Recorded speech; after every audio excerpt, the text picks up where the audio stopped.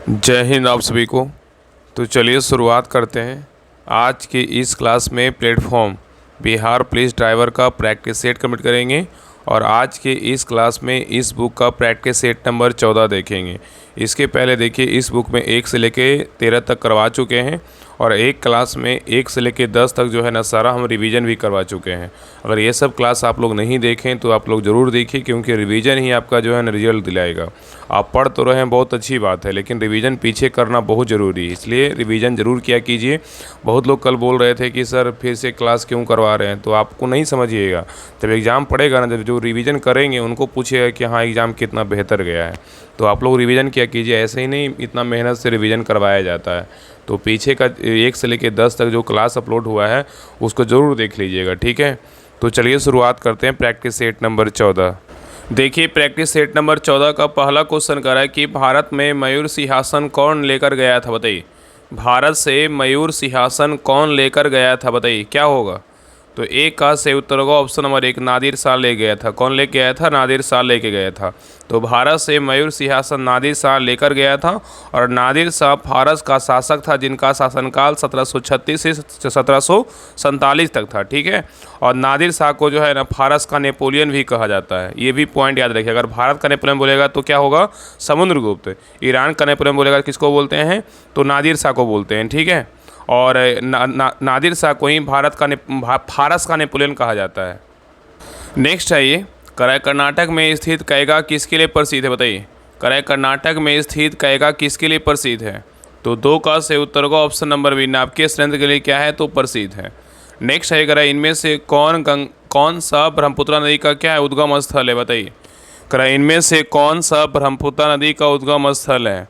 तो 3 का से उत्तर होगा ऑप्शन नंबर सी, क्या है? तो मानसरोवर झील है। तो याद रखिएगा कि मानसरोवर झील जो है ना, मानसरोवर झील से लगभग 80 किलोमीटर की दूरी पर स्थित चेयुंगडंग हिमानी से ब्रह्मपुत्र का उद्गम स्थान है। और अब ब्रह्मपुत्र नदी का उद्गम स्थान बोलेगा तो क्या हो जाएगा? मानसरोवर झील है, याद रखिएगा। और हिमानी से जो है ना ब्रह्मपुत्र नदी का उद्गम स्थान है। और ब्रह्मपुत्र नदी भारत से होकर प्रवाहित होने वाली क्या है? सबसे लंबी नदी। इसकी लंबाई पूछा है कितना? 2900 किलोमीटर है। नेक्स्ट आइए, करा निम्नलिखित में से किसे गोल्डन फाइबर के रूप में जाना जाता है, बताइए। किसे गोल्डन फाइबर के रूप में जानते हैं? किसको जानते हैं, बताइए। तो 4 का से उत्तर होगा ऑप्शन नंबर 1, जूट को जानते हैं। किसको जानते हैं? तो जूट को। तो जूट को जो है ना गोल्डन फाइबर के रूप में जाना जाता है। और पादप रेशे का उपयोग कपड़ा, रस्सी, जूट, बोरे, पैकिंग, भराई का कागज़ आदि में किया जाता है। और जूट के रेशे को अगलपन विधि द्वारा जो है ना अलग किया जाता है। नेक्स्ट आइए, इंदिरा गांधी परमाणु अनुसंधान केंद्र कहाँ स्थित है, बताइए। इंदिरा गांधी परमाणु अनुसंधान केंद्र कहाँ स्थित है? तो 5 का से उत्तर होगा ऑप्शन नंबर 1, कलपक्कम में। कहाँ है? तो कलपक्कम में। इंदिरा गांधी बोलेगा कहाँ है? तो कलपक्कम में है। तारापुर बोलेगा तो कहाँ है? महाराष्ट्र में है। कैगा बोलेगा तो कर्नाटक में। काकरापारा बोलेगा तो कहाँ है? गुजरात में। ये सारे पॉइंट ना याद रखिएगा। आगे देखिए क्वेश्चन नंबर 6 कह रहा है कि भारतीय मानक समय ग्रीनविच माध्य समय से कितना आगे है, बताइए। भारतीय मानक समय ग्रीनविच माध्य समय से कितना आगे है, बताइए। तो 6 का से उत्तर होगा ऑप्शन नंबर सी, कितना है? 5.5 घंटा क्या है? तो आगे है। नेक्स्ट आइए कराए संयुक्त राष्ट्र संघ की स्थापना कहाँ की गई, मतलब कब की गई, बताइए। संयुक्त राष्ट्र संघ की जो स्थापना हुआ कब किया गया, बताइए। तो 7 का से उत्तर होगा ऑप्शन नंबर सी, 1945 में किया गया। कब किया गया? 1945 में किया गया। तो संयुक्त राष्ट्र संघ की स्थापना 1945 में की गई। और याद रखिएगा कि इसका जो है ना यूएनओ मतलब संयुक्त राष्ट्र संघ, यूएनओ का जनक अगर पूछेगा थियोडोर एफ रूजवेल्ट को माना जाता है, ठीक है। नेक्स्ट है करा कि स्वदेशी आंदोलन कब शुरू हुआ था, बताइए। स्वदेशी आंदोलन कब शुरू हुआ था? तो 8 का से उत्तर होगा ऑप्शन नंबर डी, 1905 में शुरू हुआ था।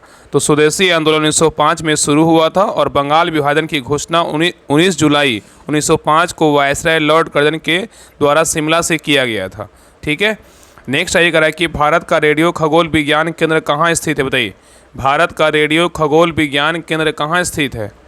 तो 9 का से उत्तर होगा ऑप्शन नंबर बी, कहाँ है? उद्गम मंडलम में है। कहाँ है? उद्गम मंडलम में है। तो भारत का रेडियो खगोल विज्ञान केंद्र उद्गम मंडलम कहाँ है? ऊटी में स्थित है। और राष्ट्रीय रेडियो खगोल भौतिकी केंद्र बोलेगा तो कहाँ है? पुणे में स्थित है। नेक्स्ट सही करा कि भारत के मुख्य चुनाव आयुक्त और चुनाव आयुक्त की नियुक्ति कौन करता है, बताइए। भारत के मुख्य चुनाव आयुक्तों की नियुक्ति कौन करता है, बताइए। तो 10 का सही उत्तर होगा ऑप्शन नंबर सी, भारत के राष्ट्रपति करते हैं। कौन करते हैं? भारत के राष्ट्रपति करते हैं। तो भारत के मुख्य चुनाव आयुक्त और चुनाव आयुक्त की नियुक्ति कौन करते हैं? तो भारत के राष्ट्रपति करते हैं। नेक्स्ट सही करा कि श्री लिंगराज मंदिर किस शहर में स्थित है? बताइए, श्री लिंगराज मंदिर किस शहर में स्थित है? तो 11 का सही उत्तर होगा ऑप्शन नंबर बी, कहाँ है? तो भुवनेश्वर में स्थित है। नेक्स्ट सही करा कि भारतीय संविधान में शामिल नीति निर्देशक तत्वों की अवधारणा किस देश के संविधान से ली गई है? बताइए, क्वेश्चन कर रहा है कि भारतीय संविधान में शामिल नीति निर्देशक तत्वों की अवधारणा किस देश के संविधान से लिया गया है? बताइए। तो 12 का सही उत्तर होगा ऑप्शन नंबर सी, आयरलैंड से लिया है। कहाँ से लिया गया है? तो आयरलैंड से लिया गया है। ठीक है, याद रखिएगा। नेक्स्ट आइए क्वेश्चन नंबर 13 का राय निम्नलिखित में से कौन सा स्थल बौद्धों के तीर्थ स्थलों में से नहीं है? मतलब कौन सा एक जो है ना बौद्ध का तीर्थ स्थल नहीं है? बताइए कौन नहीं है? तो 13 का सही उत्तर होगा ऑप्शन नंबर सी, ग्वालियर नहीं है, लेकिन बोध गया है, सारनाथ है, कुशीनगर है। नेक्स्ट सही करें कि मुंडक उपनिषद किससे संबंधित है? बताइए, मुंडक उपनिषद किससे संबंधित है? तो 14 का सही उत्तर होगा ऑप्शन नंबर बी, अर्थव्यवस्था से क्या है? तो संबंधित है। तो यहाँ पे क्वेश्चन कर रहा है कि मुंडक उपनिषद किससे संबंधित है? तो अर्थव्यवस्था से संबंधित है। नेक्स्ट सही करें कि निम्नलिखित में से कौन सा यूनेस्को का विश्व धरोहर स्थल भारत में नहीं है? बताइए कौन नहीं है? निम्नलिखित में से कौन सा यूनेस्को का विश्व धरोहर स्थल भारत में नहीं है? बताइए। तो 15 का सही उत्तर होगा ऑप्शन नंबर 1, चार मीनार जो है ना ये नहीं है, लेकिन एलिफेंटा की गुफाएं हैं, ताजमहल है और लाल किला है। ठीक है, याद रखिएगा कि चार मीनार जो है ना यूनेस्को का विश्व धरोहर स्थल मतलब भारत में मतलब ये शामिल नहीं है, भारत का शामिल नहीं है। और याद रखिए कुली कुतुब शाह द्वारा, मतलब याद रखिएगा कि चार मीनार का निर्माण अगर पूछेगा कि चार मीनार का निर्माण जो है ना कब हुआ था? तो 1591 ईस्वी में कुतुब शाही राजवंश के शासक कुली कुतुब शाह द्वारा करवाया गया था। और चार मीनार तेलंगाना राज्य के हैदराबाद में मूसी नदी किनारे क्या है? तो स्थित है। और यह जो है चार मीनार एक भारतीय इस्लामिक एवं फारसी वास्तुकला की शैली में निर्मित एक क्या है? मस्जिद एवं क्या है? मदरसा है। ठीक है, तो याद रखिएगा ना कि ये शामिल नहीं है, लेकिन एलिफेंटा गुफाएं, ताजमहल, लाल किला ये सब क्या है? तो शामिल है। अगर बात करें कि एलिफेंटा को जो है ना कब शामिल किया गया? एलिफेंटा की गुफाएं महाराष्ट्र में इसको 1987 में शामिल किया गया। और ताजमहल सबको पता है ये जो है इसको 1983 में शामिल किया गया। और लाल किला को 2007 में जो है इसको शामिल किया गया। ठीक है, नेक्स्ट है कि फिनलैंड की संसद कहलाती है, क्या कहलाती है? बताइए, फिनलैंड की जो संसद कहलाती है क्या कहलाती है? तो 16 का सही उत्तर होगा ऑप्शन नंबर बी, संसद कहलाता है। क्या कहलाता है? संसद कहलाता है। ठीक है, नेक्स्ट क्वेश्चन पे आइए। नेक्स्ट आइए कराए कि नकदी फसल में सम्मिलित नहीं है, क्या सम्मिलित नहीं है? बताइए, नकदी फसल में सम्मिलित नहीं है, बताइए क्या सम्मिलित नहीं है? तो 17 का सही उत्तर होगा ऑप्शन नंबर डी, गेहूँ सम्मिलित नहीं है, लेकिन जूट सम्मिलित है, कपास सम्मिलित है, गन्ना सम्मिलित है। नेक्स्ट सही करा कि सिंधु घाटी सभ्यता निम्नलिखित में से किस युग से पड़ती है? बताइए, करा कि सिंधु घाटी सभ्यता निम्नलिखित में से किस युग में पड़ती है? तो 18 का सही उत्तर होगा ऑप्शन नंबर डी, आग ऐतिहासिक काल में पड़ती है।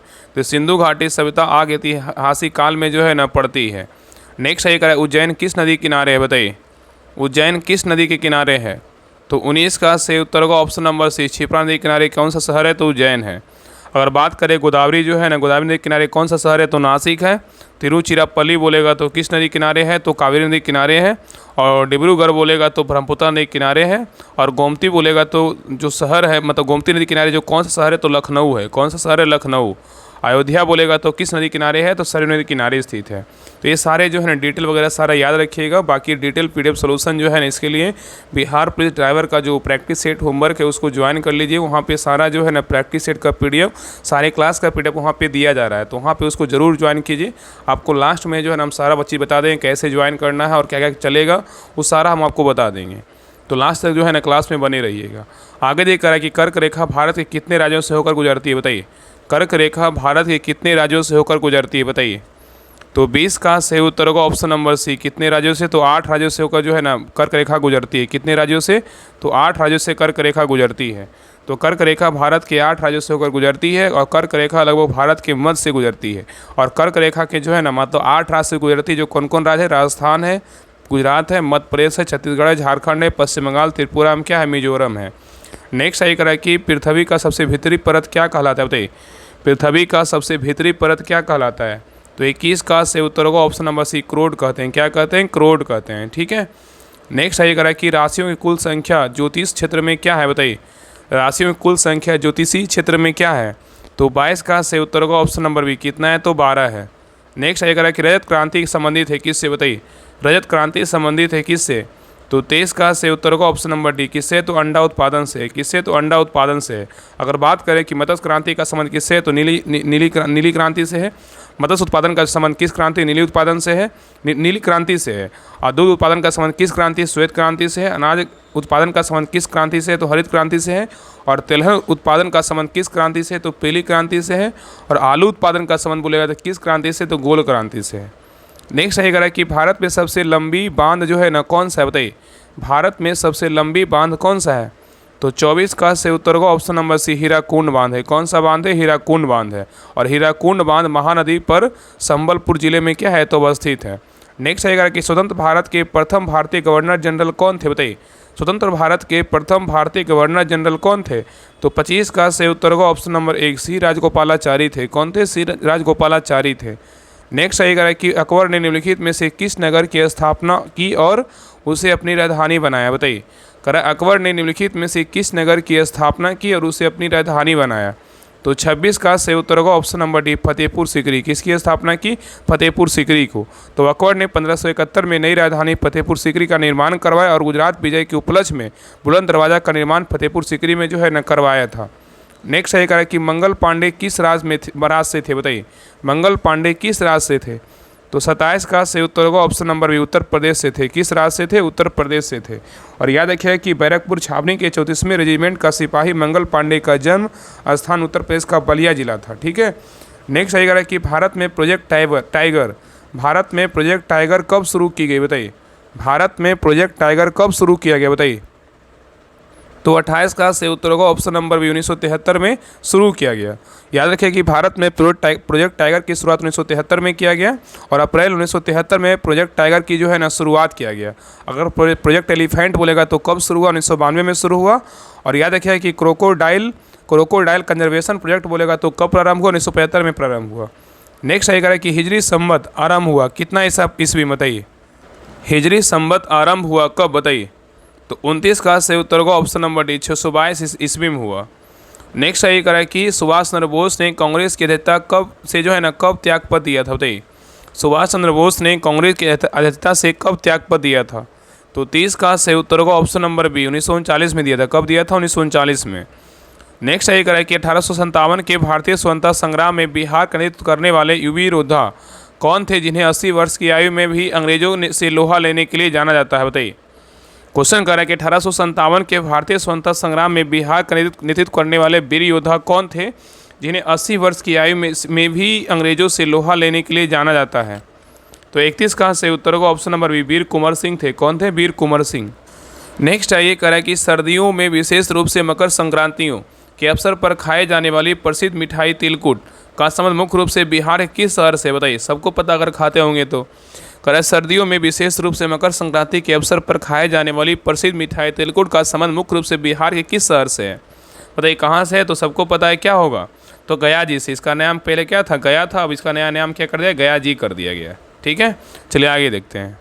नेक्स्ट है ये करा कि 52 बूटी साड़ियाँ जिस पर हाथ से एक समान 52 बूटियाँ बनाई जाती है बिहार के किस जिले की एक अनूठी हथकरघा कला है, बताइए। करा 52 बूटी साड़ियाँ जिस पर हाथ से एक समान 52 बूटियाँ बनाई जाती है बिहार के किस जिले की एक अनूठी हथकरघा कला है, बताइए। कौन सा जिला का है? तो 33 का से उत्तर होगा ऑप्शन नंबर 1, नालंदा बिहार शिव का है। कहाँ है? नालंदा जिला का है। नेक्स्ट है करा कि बिहार का एकमात्र राष्ट्रीय उद्यान वाल्मीकि राष्ट्रीय उद्यान किस जिले में स्थित है, बताइए। बिहार का एकमात्र राष्ट्रीय उद्यान वाल्मीकि राष्ट्रीय उद्यान किस जिले में स्थित है? तो 34 का से उत्तर क्या होगा? तो ऑप्शन नंबर सी, पश्चिमी चंपारण में है। कहाँ है? तो पश्चिमी चंपारण में है। नेक्स्ट आइए करा कि दुनिया का सबसे ऊंचा और सबसे बड़ा बौद्ध स्तूप माना जाने वाला केसरिया स्तूप बिहार में कहाँ स्थित है? करा दुनिया का सबसे ऊंचा और सबसे बड़ा बौद्ध स्तूप माना जाने वाला केसरिया स्तूप बिहार में कहाँ स्थित है? तो 35 का से उत्तर होगा ऑप्शन नंबर बी, कहाँ है? तो पूर्वी चंपारण में है। नेक्स्ट आइए करा कि निम्नलिखित में से कार्बन के कौन से मिश्रण का द्रव बनने और उबलने का तापमान क्या है? सर्वाधिक है, बताइए। करा निम्नलिखित में से कार्बन के कौन से मिश्रण का द्रव बनने और उबलने का तापमान सर्वाधिक है, बताइए। तो 36 का से उत्तर होगा option number B, acetic acid का है। किसका है? तो एसिटिक एसिड का है। नेक्स्ट आइए करा कि कूलाम किसकी एसआई इकाई है? कूलाम किसकी एसआई इकाई है? तो 37 का से उत्तर होगा ऑप्शन नंबर 1, क्या हो? इलेक्ट्रिक चार्ज का है। किसका? इलेक्ट्रिक चार्ज का है। तो याद रखिएगा ना कि कूलाम जो है ना विद्युत आवेश का ऐसा इकाई है, इसी को जो है नेगेटिव चार्ज बोलते हैं। अगर किसी चालक से होकर 1 एम्पीयर की धारा प्रवाहित होती है तो 1 से सेंटीमीटर में प्रवाहित आवेश के परिणाम को 1 कूलाम कहते हैं। ठीक है, याद रखिएगा। अब प्रतिरोध का ऐसा मात्रा क्या है, तो ओम होता है। नेक्स्ट ये करा कि मानव शुक्राणु में कितने जोड़ी गुणसूत्र मौजूद सीधा है, बताइए। करा कि मानव शुक्राणु में कितने जोड़ी गुणसूत्र मौजूद जो है ना सीधा है, बताइए। तो 38 का से उत्तर होगा ऑप्शन नंबर डी। कितने हैं, तो 23 है। तो मानव शुक्राणु में 23 जोड़ी गुणसूत्र जो है ना मौजूद होते हैं, याद रखिएगा। ठीक है, नेक्स्ट ये करा कि दृढ़ ऊतक किससे बना होता है, दृढ़ ऊतक किससे बना होता है। तो 39 का से उत्तर होगा ऑप्शन नंबर बी। निर्जीव कोशिका से जो है ना बना होता है। नेक्स्ट ये करा कि 2 वस्तुओं के बीच लगने वाले आकर्षण बल को क्या कहा जाता है, 2 वस्तुओं के बीच लगने वाले आकर्षण बल को क्या कहते हैं। तो 40 का से उत्तर होगा ऑप्शन नंबर सी। गुरुत्वाकर्षण बल कहते हैं। नेक्स्ट ये करा इनमें से कौन सा कथन गलत है, बताइए। गलत कथन को बताना है कि कौन सा कथन गलत है। तो देखिए पहला करा धातुएं धनायन बनाती है, क्या है, यही गलत है। तो उत्तर क्या होगा, ऑप्शन नंबर ए होगा। बाकी आगे देखते हैं जो सही है। धातुएं ऋणायन बनाती है, बिल्कुल क्या है, सही है। और धातुएं विद्युत की कुचालक होती है, बिल्कुल क्या है, सही है। और धातुएं अम्लीय ऑक्साइड बनाती है, भी क्या है, तो सही है। तो तीनों कथन बी और सी और डी सही है। नेक्स्ट ये करा कि फाइल फॉर्मेट के संदर्भ में PDF का पूर्ण रूप क्या है, बताइए। फाइल फॉर्मेट के संदर्भ में PDF का पूर्ण रूप क्या है। तो 42 का से उत्तर होगा option number 1। Portable document format है, क्या है, पोर्टेबल डॉक्यूमेंट फॉर्मेट है। नेक्स्ट है ये कह रहा है कि अस्पायरोगायरा और फ्लेनेरिया में क्या होता है, बताइए। अस्पायरोगायरा और फ्लेनेरिया में क्या होता है। 43 का से उत्तर होगा ऑप्शन नंबर डी। पुनर्जनन होता है, क्या होता है, पुनर्जनन होता है। नेक्स्ट ये कह रहा है कि खारे पानी में पैदा होने वाले पौधे कहलाते हैं, क्या कहलाते हैं। खारे पानी में पैदा होने वाले पौधे क्या कहलाते हैं। तो 44 का से उत्तर होगा ऑप्शन नंबर डी। हेलोफाइटा कहलाते हैं, क्या कहलाते हैं, हेलोफाइटा कहलाते हैं। तो खारे पानी में पैदा होने वाले जो है ना पौधे हेलोफाइट कहलाते हैं। और जेरोफाइटा उष्णकटिबंधीय मरुस्थलीय क्षेत्रों के वनस्पति को जो है ना कहा जाता है, जेरोफाइटा। ठीक है, और याद रखिएगा कि जो मेसोफाइटा होता है, मेसोफाइटा शीतोष्ण कटिबंध क्षेत्र को वनस्पति को कहते हैं। ठीक है, नेक्स्ट ये कह रहा है कि कौन सा दर्पण हमेशा वस्तु के ऐसी छवि निर्मित करता है जो आभासी, सीधा और समान आकार में होता है, बताइए। कह रहा है कौन सा दर्पण हमेशा वस्तु की एक ऐसी छवि निर्मित करता है जो आभासी, सीधा और समान आकार में होता है। तो 45 का से उत्तर होगा ऑप्शन नंबर डी। क्या है, तो समतल, क्या है, तो समतल दर्पण है। नेक्स्ट ये कह रहा है कि 2 जून 2025 से किस देश के राष्ट्रपति सेंटियागो पेना पालासियोस 3 दिवसीय राजकीय यात्रा पर भारत आए थे, बताइए।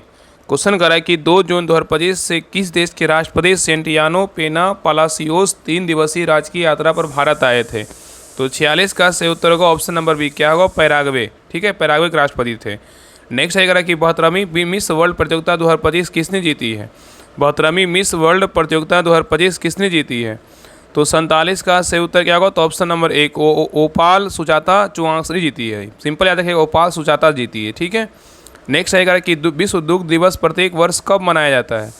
विश्व दुग्ध दिवस प्रत्येक वर्ष कब मनाया जाता है। तो 48 का से उत्तर होगा ऑप्शन नंबर 1 जून को मनाते हैं। कब मनाते हैं, 1 जून को मनाते हैं। और इसका थीम बोलेगा तो क्या है, तो let's celebrate the power of dairy. ठीक है, नेक्स्ट आएगा कि इंडिया मोबाइल कांग्रेस IMC 2025 के 9वें संस्करण का आयोजन कहाँ किया जाएगा। इंडिया मोबाइल कांग्रेस के 9वें संस्करण का आयोजन कहाँ किया जाएगा। तो 49 का से उत्तर होगा ऑप्शन नंबर 1 नई दिल्ली में किया जाएगा। नेक्स्ट आएगा कि बॉलीवुड की किस अभिनेत्री को यूरेका फोर्स का ब्रांड एम्बेसडर नियुक्त किया गया, बताइए। क्वेश्चन कर रहा है कि बॉलीवुड की किस अभिनेत्री को यूरेका फोर्स का ब्रांड एम्बेसडर नियुक्त किया गया, बताइए, किसको किया गया है। तो 50 का से उत्तर होगा option number D. Shraddha Kapoor को नियुक्त किया गया है। ठीक है, तो बॉलीवुड की अभिनेत्री श्रद्धा कपूर को यूरेका फोर्स का ब्रांड एम्बेसडर नियुक्त किया गया है।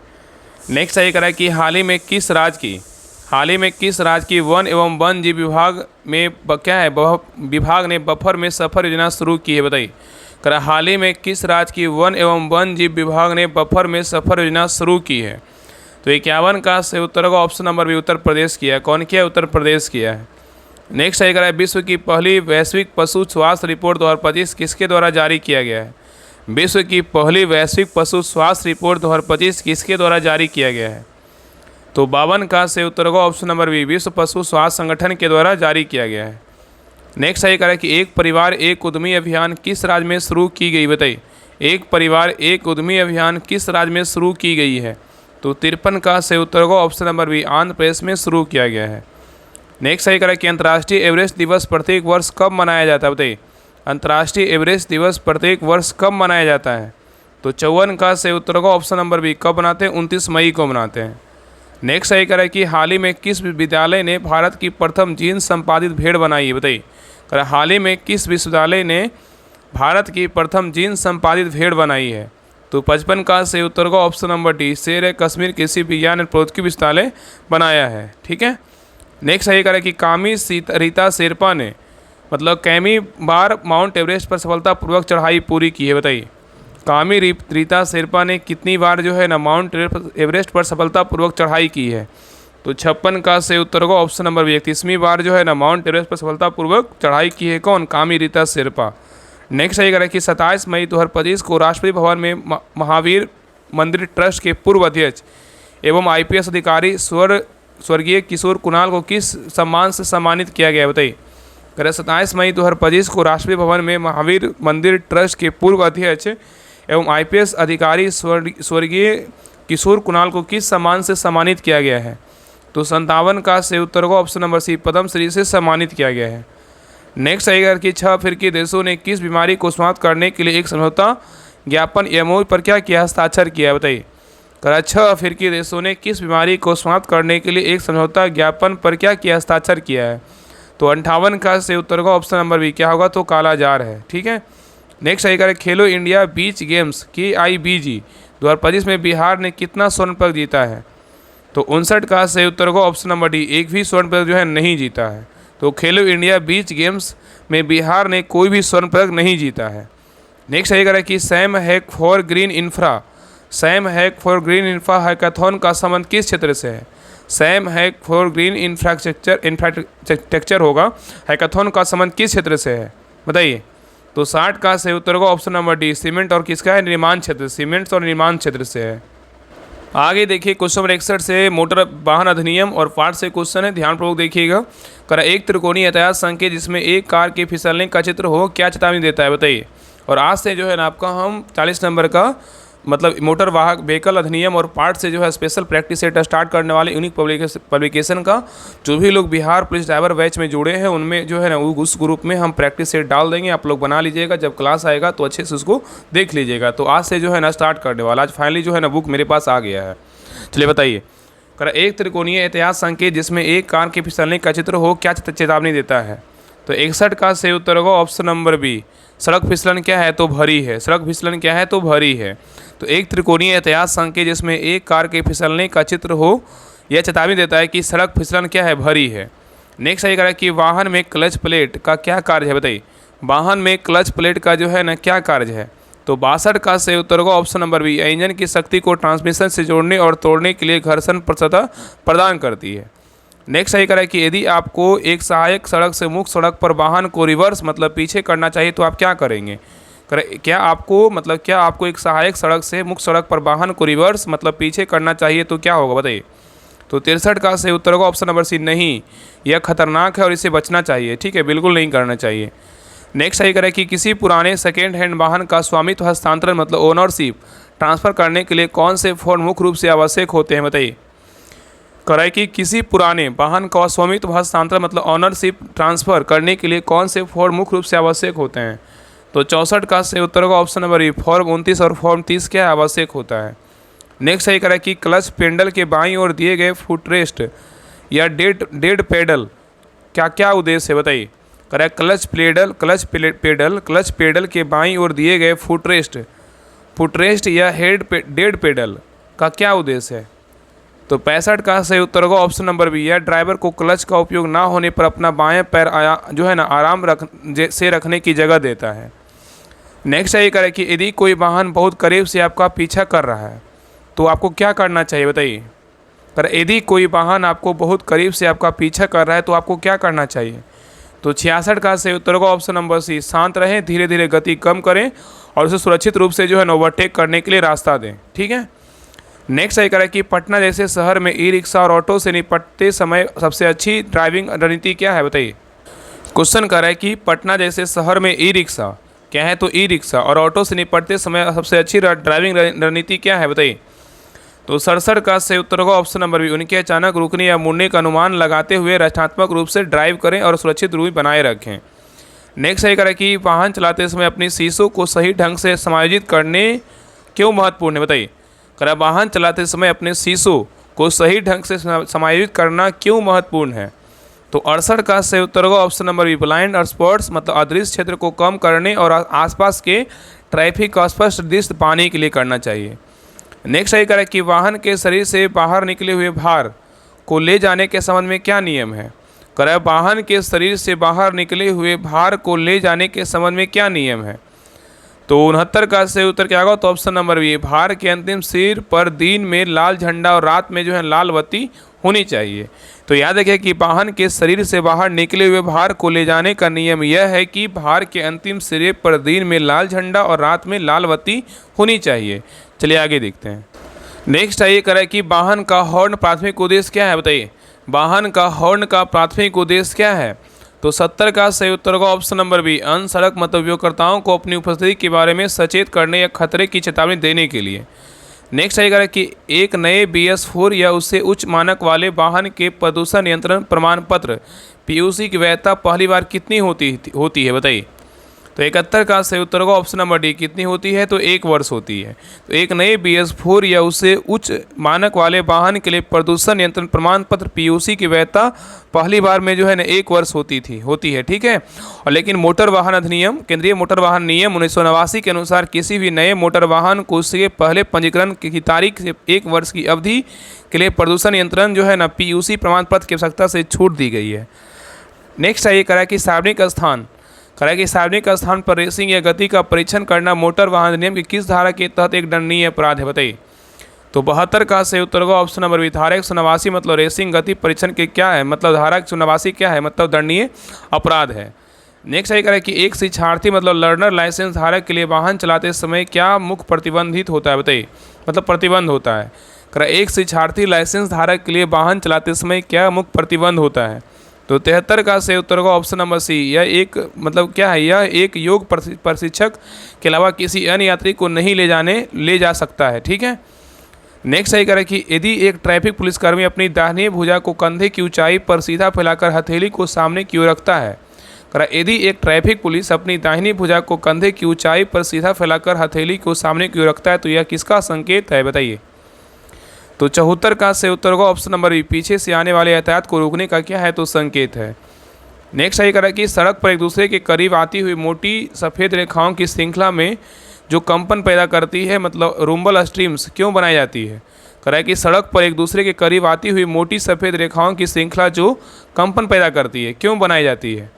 तो 75 का सही उत्तर होगा ऑप्शन नंबर सी, चालक को आगे के खतरे के प्रति सचेत करने और गति को जो है ना कम करने के लिए।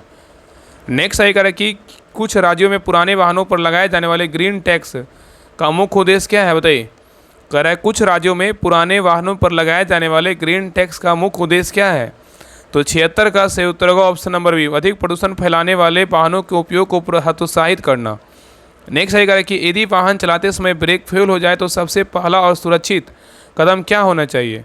यदि वाहन चलाते समय ब्रेक फेल हो जाए तो सबसे पहला और सुरक्षित कदम क्या होनी चाहिए। तो 77 का सही उत्तर होगा ऑप्शन नंबर बी, बार बार ब्रेक पेडल को पंप करना और गियर को निचली स्थिति जो है ना में लाना।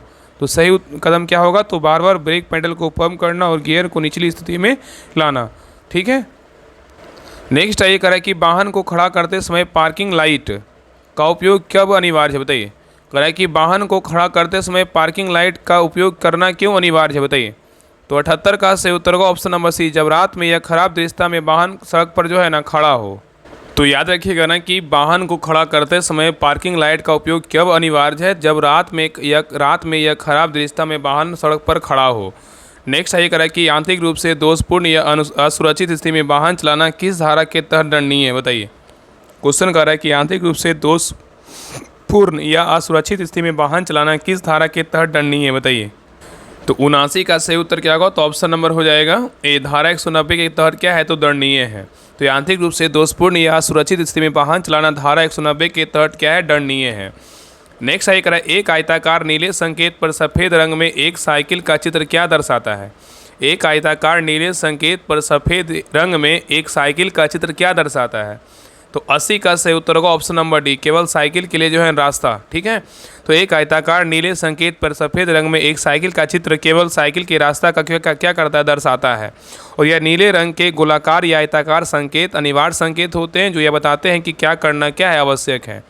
नेक्स्ट है करा कि पुराने कारों में लगे डिस्ट्रीब्यूटर का मुख्य काम क्या है, बताइए। पुराने कारों में लगे डिस्ट्रीब्यूटर का मुख्य काम क्या है, तो 81 का सही उत्तर होगा ऑप्शन नंबर बी, ये सही स्पार्क प्लग तक जो है ना करंट भेजना। नेक्स्ट है करा गाड़ी के सस्पेंशन में स्टर्ट किसे कहते हैं, गाड़ी के सस्पेंशन में स्टर्ट किसे कहते हैं, तो 82 का सही उत्तर होगा option number B, shock absorber और स्प्रिंग के संयोजन को स्टर्ट कहते हैं। ठीक है, नेक्स्ट है करा यदि गाड़ी के साइलेंसर मतलब मफलर में छेद हो जाए तो क्या होता है, बताइए। कर यदि गाड़ी के साइलेंसर मतलब मफलर में छेद हो जाए तो क्या होता है, तो 83 का सही उत्तर का ऑप्शन नंबर बी, इंजन से जो है ना बहुत तेज़ क्या है, आवाज़ आती है। नेक्स्ट है करेक्ट इंजन के मिस फायर करने का एक आम कारण क्या है, इंजन के मिस फायर करने का एक आम कारण क्या है, बताइए। तो 84 का सही उत्तर का ऑप्शन नंबर सी, खराब जो है ना स्पार्क लगाना, क्या लगाना, खराब स्पार्क लगाना। नेक्स्ट है करेक्ट कि फॉग लैम्प का उपयोग कब करना चाहिए, बताइए। फॉग लैम्प का उपयोग कब करना चाहिए, तो 85 का सही उत्तर का ऑप्शन नंबर सी, घने कोहरे या भारी बारिश में जो है ना फॉग लैम्प का उपयोग करना चाहिए। नेक्स्ट है करेक्ट कि वाहन के कर्व वेट से क्या मतलब है, वाहन के कर्व वेट से क्या मतलब है, तो 86 का सही उत्तर का ऑप्शन नंबर सी, बिना यात्री या सामान के गाड़ी का वजन। तो याद रखिएगा ना कि वाहन के कर्व वेट का मतलब बिना यात्री या सामान के गाड़ी का जो है ना वजन होता है, और कर्व वेट में वाहन का कुल वजन शामिल होता है जिसमें उसके सभी मानक उपकरणों और सभी आवश्यक तरल पदार्थ जैसे इंजन ऑयल कूलेंट और ईंधन की पूरी टंकी शामिल होती है। नेक्स्ट आएगा कि ड्राइव सॉफ्ट में लगे यूनिवर्सल ज्वाइंट, ड्राइव सॉफ्ट में लगे यूनिवर्सल ज्वाइंट का क्या काम है, बताइए, मतलब यू ज्वाइंट। तो 87 का सही उत्तर होगा ऑप्शन नंबर बी, अलग अलग कोनों का जो है ना शक्ति भेजना, अलग अलग कोनों पर शक्ति भेजना। नेक्स्ट आएगा गियर ऑयल का उपयोग मुख्य रूप से कहाँ होता है, गियर ऑयल का उपयोग मुख्य रूप से कहाँ होता है, तो 88 का सही उत्तर होगा option number C, manual gear box और डिफरेंशियल में होता है। चलिए आगे देखते हैं। नेक्स्ट आइए कराए फीलर गेज नामक उपकरण का उपयोग किस लिए किया जाता है, बताइए। फीलर गेज नामक उपकरण का उपयोग किस लिए किया जाता है, तो 89 का सही उत्तर होगा ऑप्शन नंबर सी, दो पुर्जों के बीच में गैप मापने के लिए किया जाता है। नेक्स्ट आएगा कि वाहन में वायरिंग हार्नेस क्या होता है, बताइए। वाहन में वायरिंग हार्नेस क्या होता है, तो 90 का सही उत्तर होगा ऑप्शन नंबर सी, बिजली के तारों को संगठित समूह होता है। नेक्स्ट आएगा कि वाहन का चेसिस क्या है, बताइए। वाहन का चेसिस क्या है, तो 91 का सही उत्तर होगा ऑप्शन नंबर बी, गाड़ी का मुख्य ढांचा या फ्रेम होता है।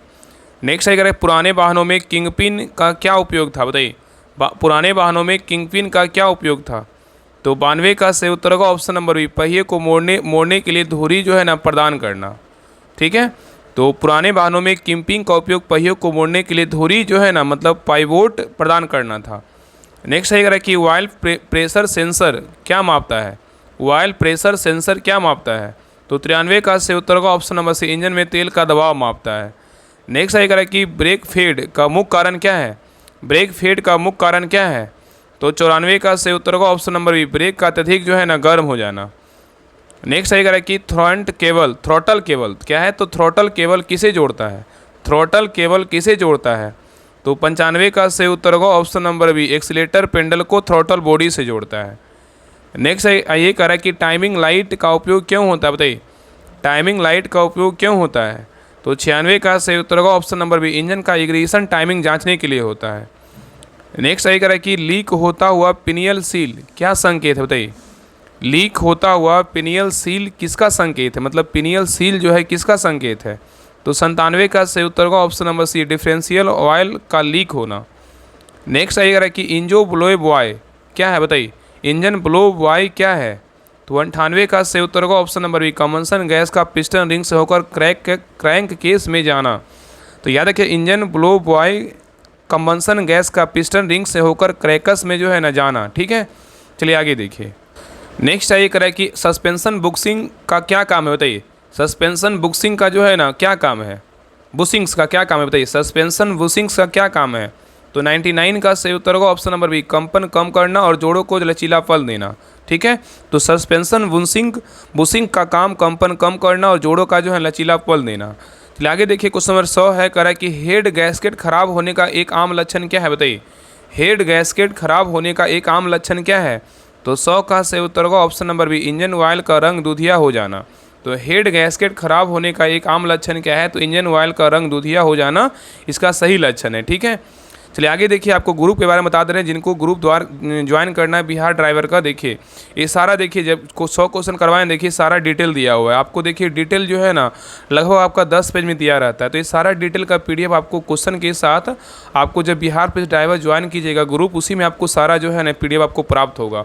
जो भी क्वेश्चन आपका गलत होता है उसका डिटेल सोल्यूशन अच्छे से पढ़ लीजिए, आपका वहाँ से जो है ना बहुत सारा कॉन्सेप्ट आपको बिल्डअप हो जाएगा। तो इसके लिए सभी लोग जो है ना बिहार पुलिस ड्राइवर का, देखिए Bihar police driver practice set homework ये सीरीज स्टार्ट हुआ है।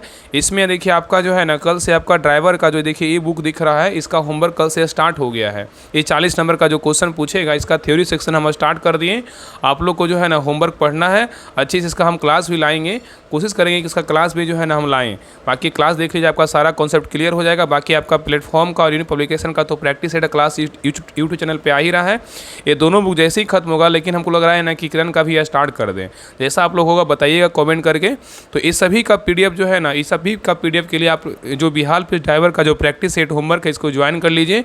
और बाकी देखिए ये भी है, जब ए बुक पूरा खत्म हो जाएगा तो जो है ना ए बुक हम स्टार्ट करेंगे। और देखिए ए बुक देखिए आ गया है। इसमें क्या है, 40 नंबर का जो क्वेश्चन आने वाला है मोटर व्हीकल अधिनियम और पार्ट से, इसमें जो है ना 20 प्रैक्टिस सेट दिया गया है 40 नंबर का। हर प्रैक्टिस सेट 40 नंबर क्वेश्चन जो पूछेगा आपका 20 प्रैक्टिस सेट दिया गया है। तो इसको जो है ना हम आज से स्टार्ट करने वाले हैं। और आपको जो है ना एक प्रैक्टिस सेट पर डे आपको ग्रुप में डाल देंगे। आप लोग को बनाइएगा, जितना भी कुछ आंसर आएगा आप लोग बनाइएगा।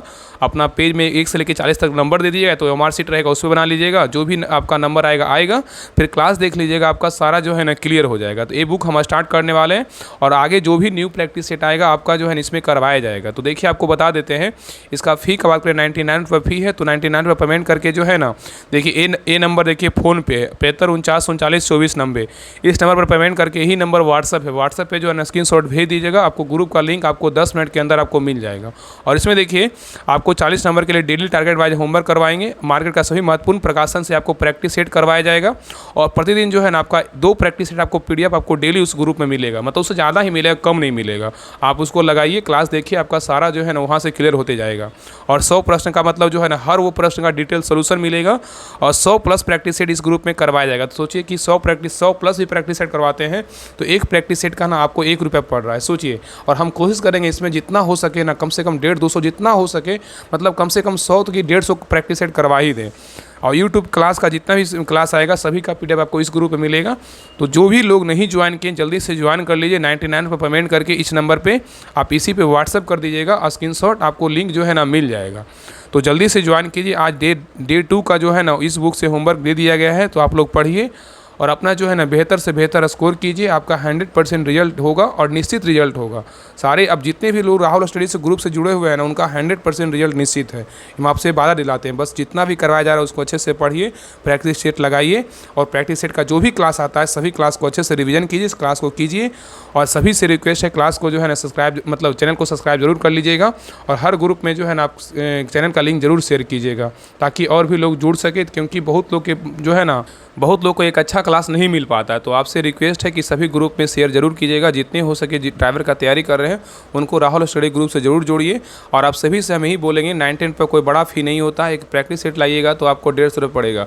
इस ग्रुप को ज्वाइन कर लीजिए। जो नंबर दिया है उस नंबर पर पेमेंट करके 7549392490 इस नंबर पर पेमेंट करके, यही नंबर व्हाट्सअप नंबर है, व्हाट्सअप पर स्क्रीनशॉट सेंड कर दिएगा, आपको ग्रुप का लिंक जो है ना मिल जाएगा। और आपका 40 नंबर का जो ट्रेड है आपका जल्दी आपका प्रैक्टिस सेट आज से हम स्टार्ट कर देंगे, तो वो भी क्लास आपका कंटिन्यू आएगा। ठीक है, तो सभी लोग सब्सक्राइब जरूर कर लीजिएगा। सब्सक्राइब करके जो है ना बेल आइकन जरूर ऑन कर लीजिएगा। और सभी लोग टेलीग्राम चैनल ज्वाइन कर लीजिएगा। डिस्क्रिप्शन में लिंक है, तो लिंक पर क्लिक करके सभी लोग टेलीग्राम चैनल ज्वाइन कर लीजिएगा। ठीक है, तो मिलते हैं एक नई क्लास में, तब तक के लिए जय हिंद, जय भारत।